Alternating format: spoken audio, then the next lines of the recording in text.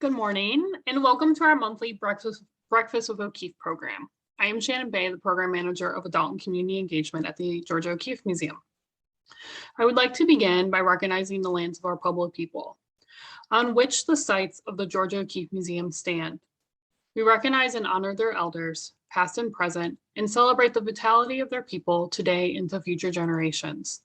I offer this with humility and gratitude, an acknowledgement of the need to confront the ongoing injustices of settler colonialism.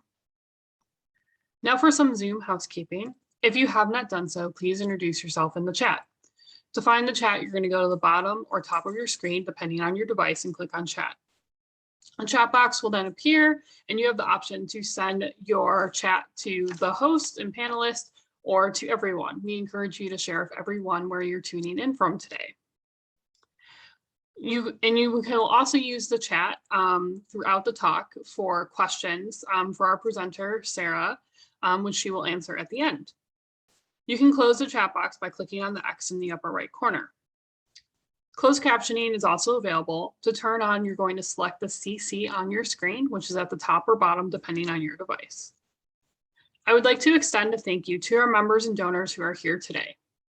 Your support made this event possible. And if you're not yet a member and enjoy this program, please consider joining today. Visit gokm.org/membership to learn more. Now it is my pleasure to introduce our presenter for this morning, Sarah Rover. Sarah is a thought leader in manufacturing, 3D printing, and innovative workforce training. Her mission is to create pathways that often do not require college degrees to well-paying, engaging new-collar careers utilizing disruptive technologies like 3D printing, laser machining, robotics, VR, and AI machine learning. As a co-founder of the Potomac Photonics Inc., Baltimore, Maryland, which invented and manufactured the laser for LASIK eye surgery, as well as laser machine tools for micromanufacturing, she is one of the leading women in a male-dominated industry. After the sale of Potomac, she consulted for the MIT Fab Lab network, based at the storied MIT Media Lab, where design, innovation, technology, and art converge to impact humanity. Sarah founded Fab Lab Hub, LLC, at the Santa Fe Business Incubator in Santa Fe, New Mexico in 2017 to provide advanced manufacturing, contract services, as well as develop workforce training programs. In 2017, Sarah interviewed 200 manufacturing companies to define the digital skills manufacturing operators and technicians need today. The resulting book, published by Photonics Media Press, The New Collar Workforce, documents the study. In her second book, People, the New Collar Workforce, uses augmented reality to bring worker stories to life via embedded video links. In collaboration with Santa Fe Community College, Sarah founded the New Collar Innovation Center at the Santa Fe Higher Education Center in 2021 to foster innovation in lifelong learning, new collar workforce training, and the creation of 21st century startups. Please welcome Sarah.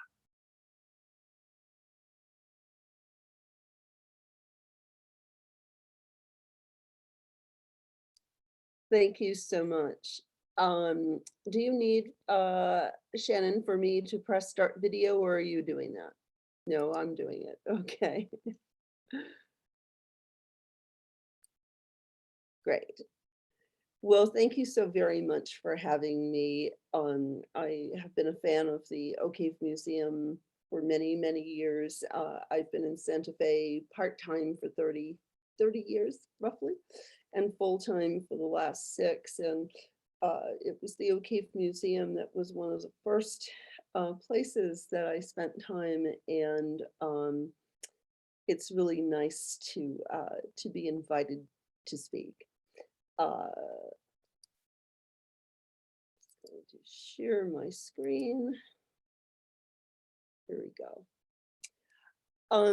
And as you heard from my bio, I've worked with these digital tools for decades, and have a lot of experience with lots of technologies. But what we are seeing today is that the disruptive technologies that used to be the purview of manufacturing are now ubiquitous across industries. And this is Walmart's janitorial robot. And it's interesting because I did some consulting for the National Governors Association for Future Workforce Now project.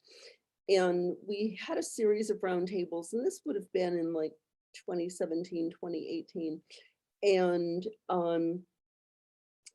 I brought in someone from the HR department of Walmart. We were trying to create toolkits for the states in order to look at how we should be training our people for what was happening. And this woman is the woman who actually gets the credit for the title of my talk. The HR gal gets up and says, corporate thinks they're doing a great thing by bringing in these new janitorial robots, and they're in our stores today, and we don't know who's going to fix them.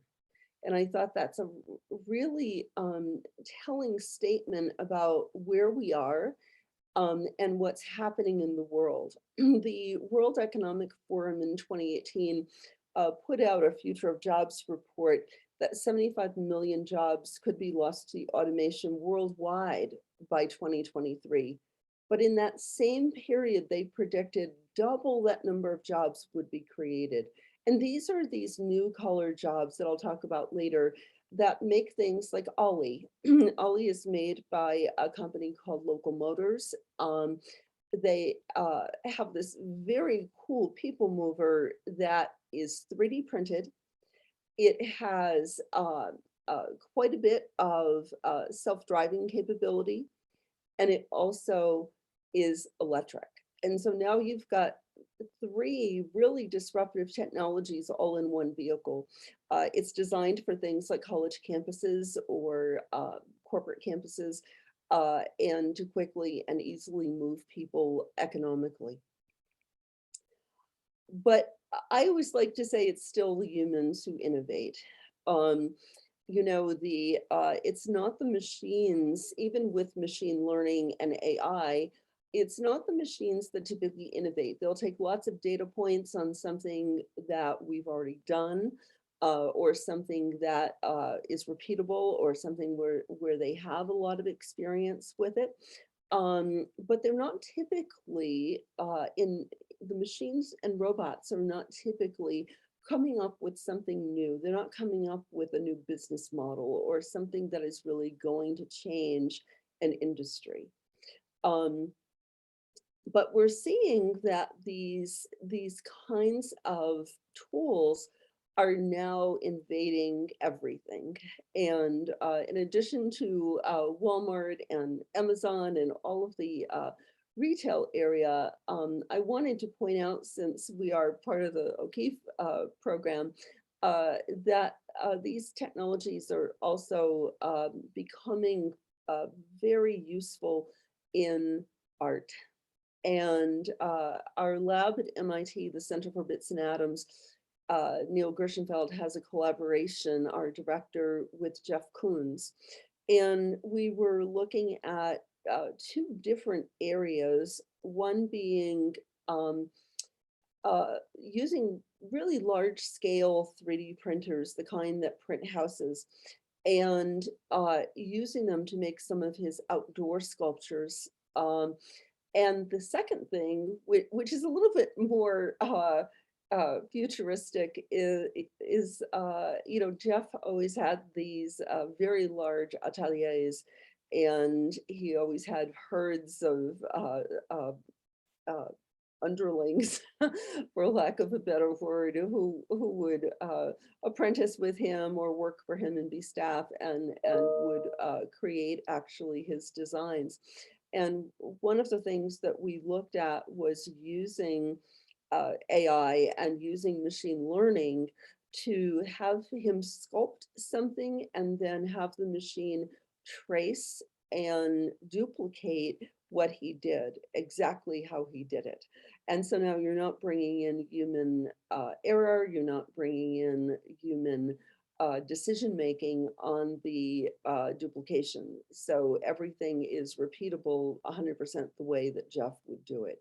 And of course, it's a cost savings. And I think it was his New York studio that he had a large reduction, something on the order of 30% reduction of staff when he was able to start looking at automation. Nick Irving is an artist in Europe. This is a piece that he entered in a 3D printing art show that I curated in Maine about 10 years ago. So this has been around a while. This is about 18 inches tall, but it so exemplifies the capability of 3D printing, and it would be impossible to machine that with subtractive technology like laser cutting or CNC machining. And I think it's a particularly beautiful piece. In the center is a ring that a very good friend of ours, Maita Cardenas, designs. Maita never graduated from high school, taught herself CAD, came to us, we refined her CAD skills, and my lab here at the Higher Education Center 3D prints the molds for her. So the purple on the left is our 3D printed mold, and on the right is the piece that she ends up casting in sterling and then adds the turquoise. It's not that she couldn't do this by hand, which is what she had been doing. She does her pieces by hand, sculpting in the traditional method, but she's only one person. And it allows her, by having the one design, we can then create multiple parts for her, and it's possible for her then to spend time on other aspects of her business, like doing more shows or designing new kinds of pieces. And so with all of these, it's the new technologies are really enabling people to add creativity like Nick does in the 3D printed piece you see there, but also looking at how they can make their businesses more productive and allow them to expand what they're doing. And as we all know, artists, unless you're at the top, like someone like Jeff Koons, it's tough going when you're trying to make a living. And so what are new collar jobs? When Mr. Trump was elected, Ginny Rometty, who at the time was the CEO of IBM, wrote an open letter to a number of newspapers. And I'm paraphrasing, but she essentially said, we're thrilled that you want to bring back manufacturing to the United States, but we don't want those old jobs. We don't want steel mill jobs and coal miner jobs. We want new collar jobs. And I thought that so embodies exactly what is happening. All of these skills, like welding, welding is actually something now that is digital, that requires understanding of metrology, that needs CAD design understanding. And it's a really a digital transformation of what used to be blue collar jobs. And as we mentioned in my bio, when I started to look at a number of people had asked me to write a 2-year degree program. And when I started to look at it, I thought, well, I need to know what the employers want. And I spoke with 200 companies, mostly in manufacturing, because that's where I was living at the time. I was living in the manufacturing space. And that was where most of these disruptive technologies were the most prevalent.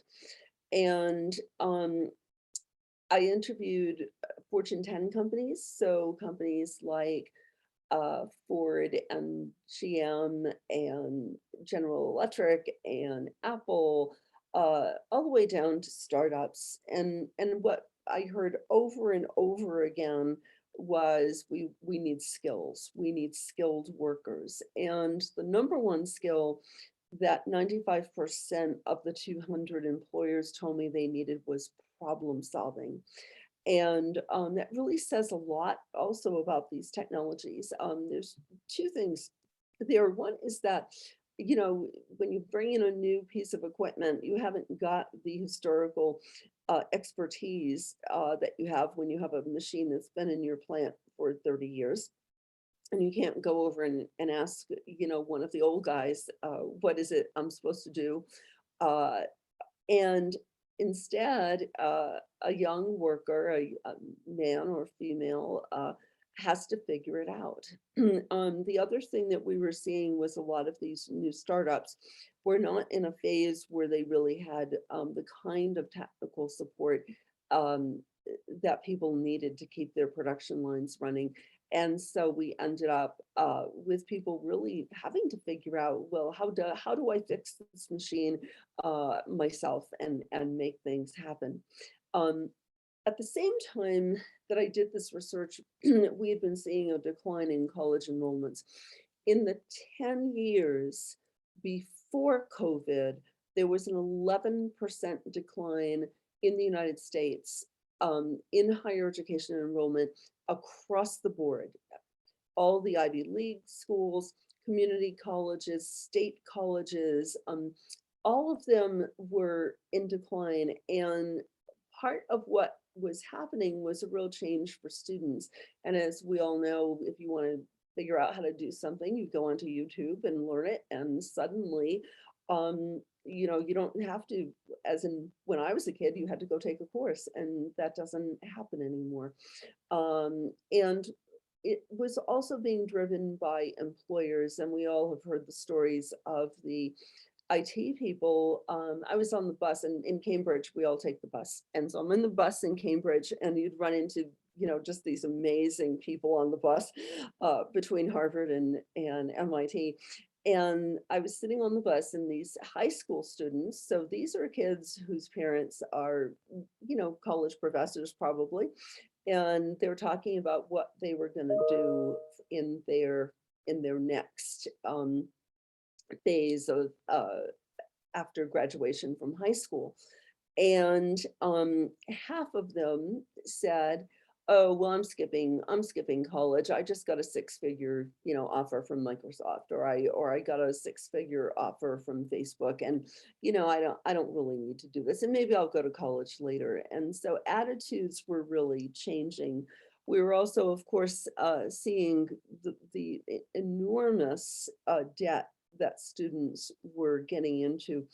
And with that kind of debt, it'd be fine if you got a job, but as we all know, there were a lot of people who couldn't get into the fields that ensured a good salary, and instead ended up working in lower paying jobs. There was a study done out of Baltimore by 2 nonprofits maybe 10 years ago that showed that the people who had comparable degrees, but who had STEM subjects in their as their majors, were able to get 23% higher salaries than the people with non-STEM degrees. So if you weren't interested in science or math, of course, we were all encouraged to go to college, and you went to college, but then ended up trying to figure out either something that your liberal arts degree could apply to, or you know, working at Starbucks. And so there was lots of disruption going on at the same time that employers were really desperate for workers. And so I started looking at alternatives to this idea that I originally had of a 2-year degree. And I hit upon digital badge micro certifications, which were developed by IBM and Mozilla decades ago, really. And it is a verification of a skill. And just like you would get a badge as a Boy Scout or Girl Scout, your badge verified that you could actually do something. And as we all know, as a Girl Scout or Boy Scout, you don't get a badge for reading about making a campfire. You go out in the woods and you actually make a campfire. And then you get to wear the badge on your sash. Digital badges are as the name implies, a digital portfolio that is carried on a platform that is secure, and there are international standards that assure the security, and of course in the 21st century, I don't know how secure everything is, but there's some level of assurance that if someone says they earned the badge, they actually did. And it was very interesting because in that same series of roundtables that I participated in, Harvard told us that they now offer or issue more certificates than they grant degrees. And I read in the Wall Street Journal a few months ago that they're looking at creating an alternative certificate version of the MBA, which is the cornerstone, of course, of the Harvard Business School, starting probably in 2022. And so we see this move towards creating these alternative pathways.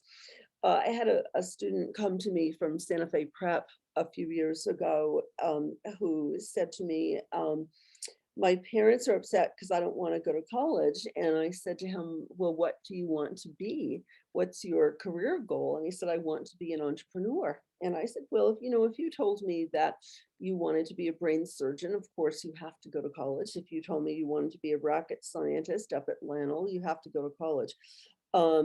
But to be an entrepreneur, if you have some good business ideas, maybe you could take some courses and see how that goes. And he proceeded to tell me that he started his first business when he was 12, and he had something far more sophisticated than a lot of 12-year-olds. He had developed a software program for supply chains, and he had sold it to an Asian company when he was about 15, I think, or 16, and was talking about buying an apartment complex with the proceeds. And so,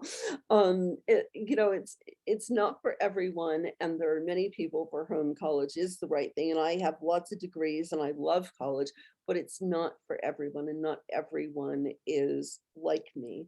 So I think I started to really think about the real needs of the students for whom a well-paying, engaging job really was needed to be in their future. I think also that when we look at the, what's happening in the world today, the much of the need of employers, I think, and the needs of the colleges, sometimes there's a disconnect in the communication there. When I came to Santa Fe Community College, someone told me that I couldn't teach CNC machining without 3 semesters of calculus.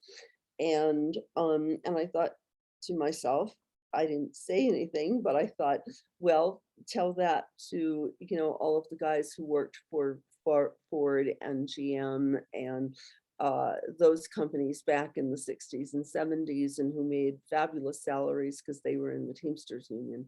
So I think I started to really learn much more about alternative pathways.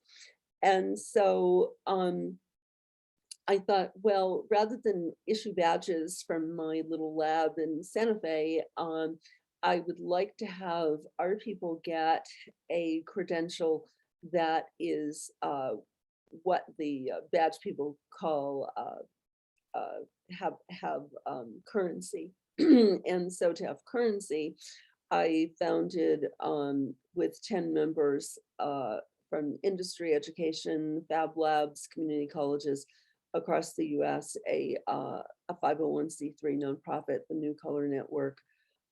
We were industry recognized, and we are one of the organizations in the MIT Fab Lab network, which is a great connection for a student.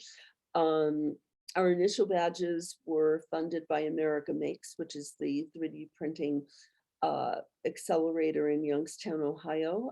That was started by the Obama administration in 2012. And so our first badges were in 3D printing, because you tend to go where your funding is. And on average, our badges cost $249 for 6-week training. And I'm going to talk a little bit more about what people can do, but actually you can start to and go on this pathway either to a job or to working and earning some money, some better money than you could at McDonald's, and have a way to pay for college. And so the big question that people ask me is, so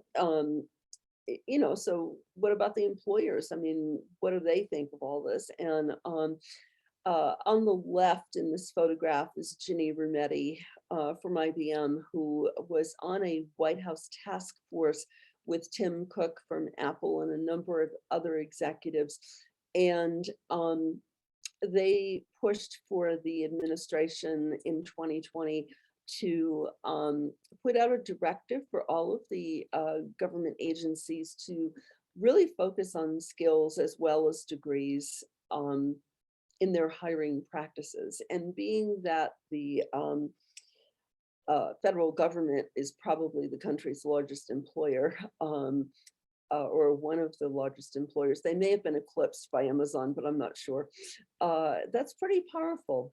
We work with Lanel, and they've been talking to me about doing a pilot. Their entry-level technicians today require that the applicant have an associate's degree, but they're starting to rethink that as part of Ginny and Tim Cook's work, and are looking at doing a pilot with us to have entry-level techs who have certifications, not just degrees. And of course, then COVID hit, which exacerbated all of the issues with higher ed. We're hearing many schools enrollment is down 30, 40, 50%. The bigger schools like MIT and Stanford, Berkeley, Harvard, really saw the handwriting on the wall and have put in place, as I mentioned with the Harvard examples, have put in place some amazing online programs. MIT has a really expensive online certification program. I was looking at their 3D printing because I was thinking, oh, maybe I'll send some of my people to this. And, it was $3,600 for an online course. So it's not that they are giving up their financial wherewithal, but they're meeting the student where they are today and trying to innovate how we deliver education. So as part of all of the COVID fiasco, one of the good things that did come out of it was that there has been more funding for training displaced COVID workers. And so through the Department of Workforce Solutions, Ready, New Mexico had grant funds available, and we put together with the Santa Fe Community College Department of Continuing Education and Contract Services a 3D printing boot camp where the students would earn a master badge as a 3D printing technician. It was 4 weeks full-time. Of course, most of these people were unemployed, so they could come full-time. It was free to the students. The grant paid for 100% of the cost, including our supplies. And I was just astonished. So people would say to me, when I say how impressed I was with the projects, people say, oh yeah, those kids, they're really into this stuff. And the average age of the worker who came to us was 45. They ranged from 17 years old to 65. And I want to talk about Walter in this picture. Walter called me the day before the class started and said, I have a job offer and I think I'm going to probably get it because I was the janitor in this building before COVID hit, and I'm pretty sure, they're going to take me back. And he said, I didn't think it was going to start so soon. And I said, well, come the first day and, we'll we'll see what happens. And so he goes for the interview. It was on the Tuesday. We started on Monday, and he was so excited about knowing us. And he comes in on Tuesday and says, I convinced them that I could start in November, right after the course ends. A couple weeks later, I go into the class, and he had created this blue piece that you see on the table, which was a holder for how it's easy when you're under a building to knock over some of the supplies. And it was a can of something that he used in plumbing. And he created this whole thing.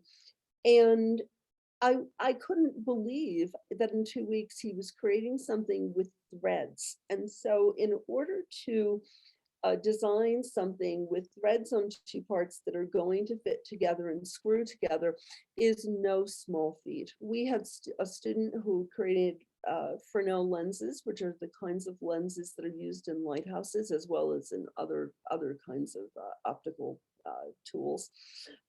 We had a student who created a young woman with autism who would take the bus from Los Alamos to come to our course in Santa Fe. And she created, she had always been doing creatures and these dolls, and that were very creative, and she wanted to have them have articulated arms. And she was creating these ball and socket joints that just blew me away, that the level of expertise that we were able to impart on the students in just a few weeks was really astonishing. We use project-based learning, and so the student has to identify a problem and then create a solution or an idea for a solution, and then iterate that design of the solution until they get it to work. And it's one thing to have a piece of paper and to say, oh, I took this course and off we go.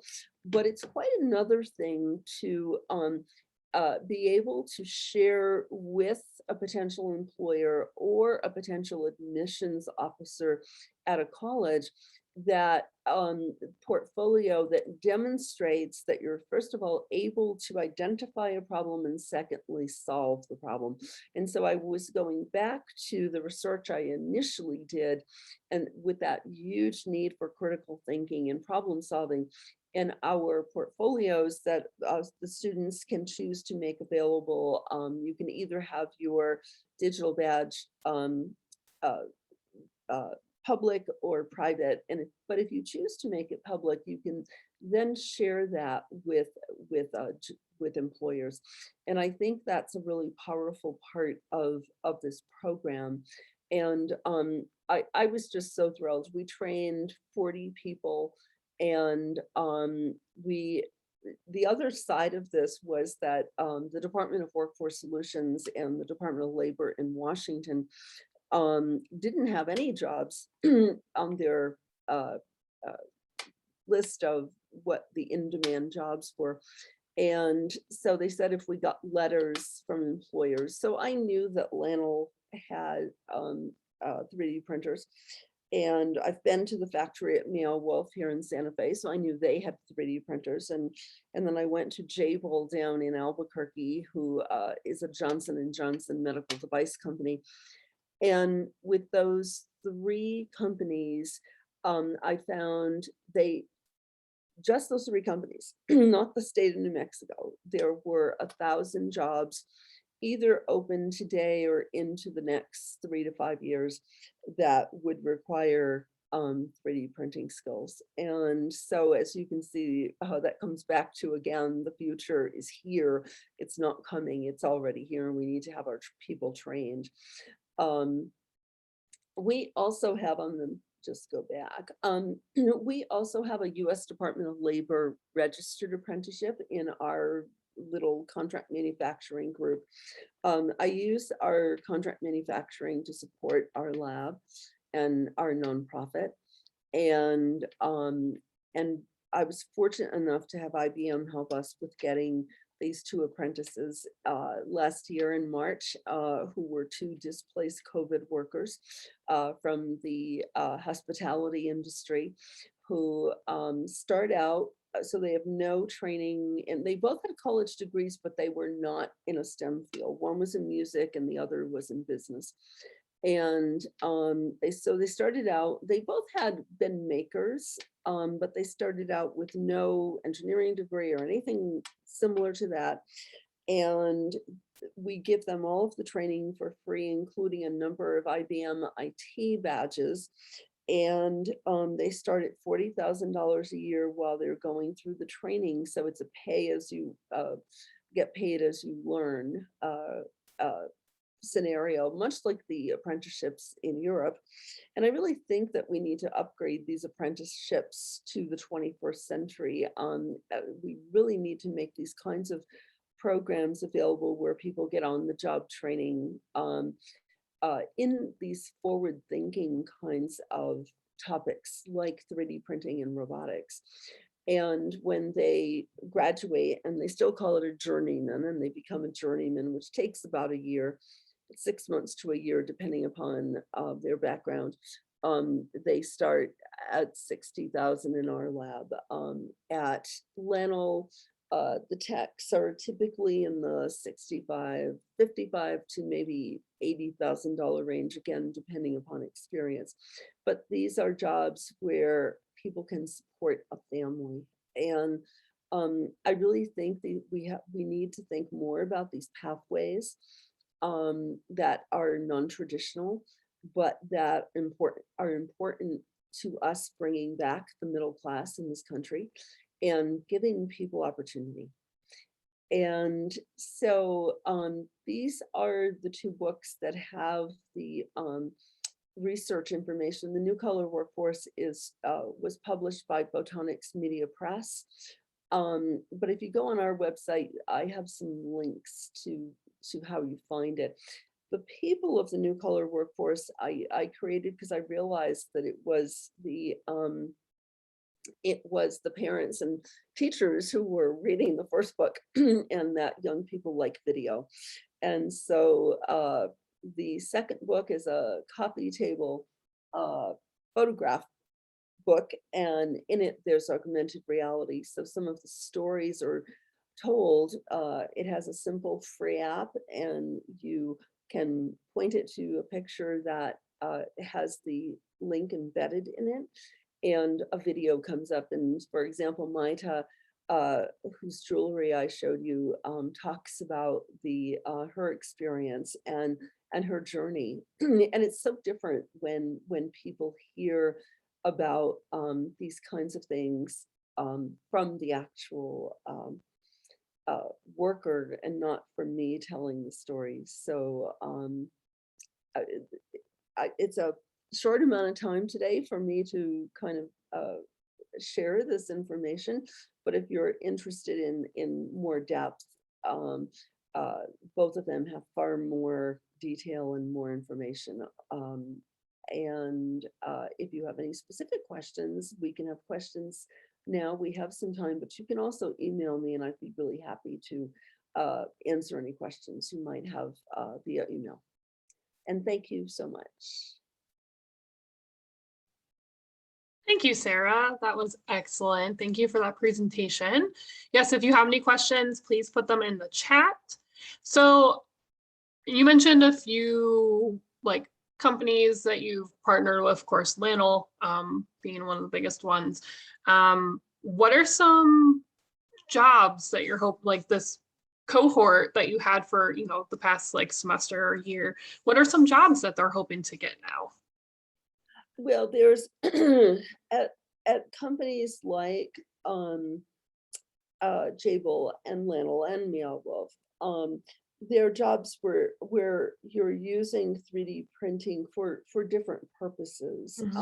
Lenel has a wide range of things they do beyond building bombs, and even for their fundamental physics research. I mean, 3D printing is really excellent at making fixtures and things like that that are going to change rapidly. Mhm. Obviously, at Meow Wolf, it'll be a little more uh, creative uh, Mhm. with with the kinds of things that they do. But there are and Jabil is a medical device company. There are more and more people using 3D printing for microfluidic devices. And the company that I used to own, Potomac, uh, our laser company, does a lot of microfluidic work. And there's a big microfluidics lab up at Lanel. Hmm.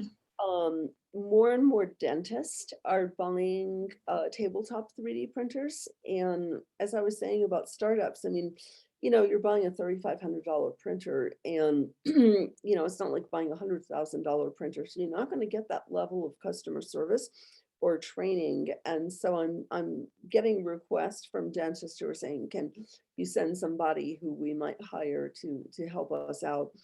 The lab at the VA hospital in Albuquerque is the lead on a VA initiative with a very large 3D printing company called Stratasys.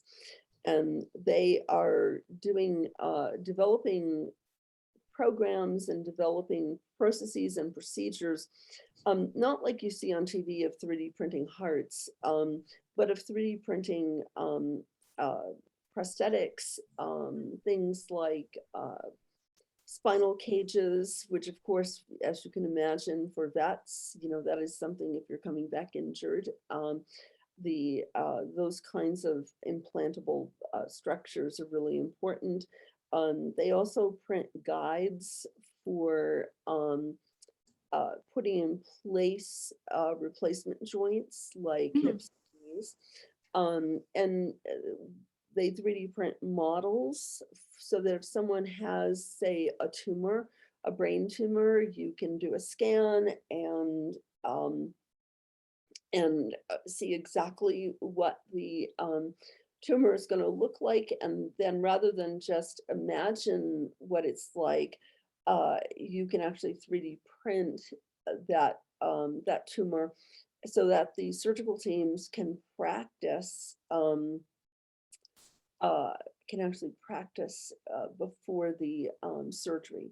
And so the insurance companies like it because it cuts down on the cost of surgery when you're using something that is causing the surgery to be faster. Mhm. Those are ones that come to mind. Right. No, that's a lot of different uses. That's just fascinating. So, and also I mean, you mentioned one of your students who did jewelry, but I'm curious, are your earrings 3D printed that you're wearing? My earrings are 3D printed, yes. They And we're having a holiday pop-up shop at the Higher Education Center on November 20th so that our students can sell some of their designs and their wares. And mine are direct 3D printed. They're not molds. My necklace is also the Taos Pueblo and is also made by Maita.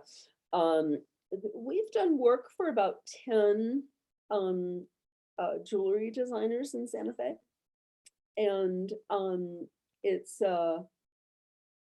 it's really fun,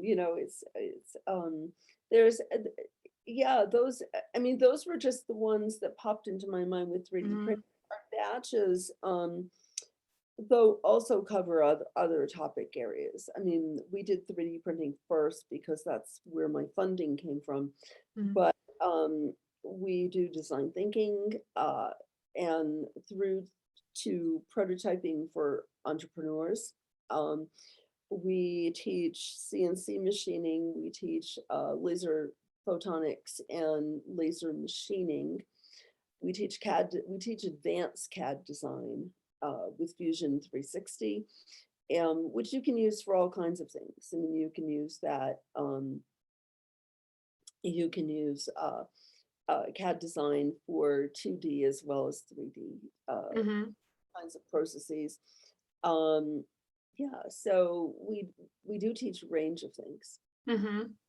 Excellent. And you have the boot camp, do you also, because I know Santa Fe Community College partners with our local high schools for different classes, are high schoolers also able to participate in some of these classes? Oh, yeah. It's high school through, adults. Mm-hmm. The um, the boot camp was a specific requirement. It had to be short term, and because it was coming through the Department of Workforce Solutions for people who were unemployed, that was why the boot camp made sense. Mm-hmm. But for our normal classes are typically, once or twice a week for a couple hours, and we get a wide range of people. I mean, we get high school students, we get artists, we get architects, we get really a diverse group. And it's about 50-50 male to female. Mm-hmm. Um, and it's just really a lot of fun to make something and to create something. But for a lot of people, they're using them in either in their jobs. We had someone who ran the biofuels lab at Santa Fe Community College who came and